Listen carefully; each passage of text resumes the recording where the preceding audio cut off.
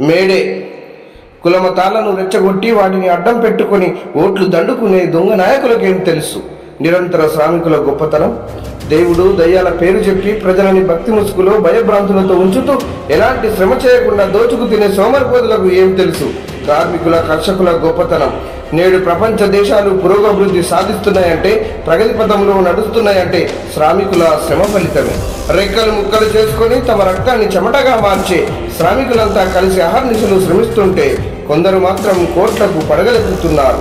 అద్దాల మెడలలో విలాసవంతమైన జీవితాన్ని గడుపుతున్నారు. ఒక రకమైన సామాజిక వర్గాలు నాయకులుగా ఎదుగుతుంటే మరో రకమైనటువంటి సామాజిక వర్గాలు ఓటర్లుగా మారుతున్నారు. అలాగే ఒక రకమైనటువంటి సామాజిక వర్గాలు ఓనర్లుగా ఎదుగుతుంటే మరో రకమైనటువంటి సామాజిక వర్గాలు కార్మికులుగా, కర్షకులుగా, కూలీలుగా మారుతున్నారు. వ్యవస్థ మారాలి, వ్యవస్థలో మార్పులు రావాలి. శ్రమ చేసే వారికి సమాన హోదా, సమాన హక్కు, సమాన వేతనం, సమాన రక్షణ అందించబడాలి. అందరూ సమానంగా గుర్తించబడాలి.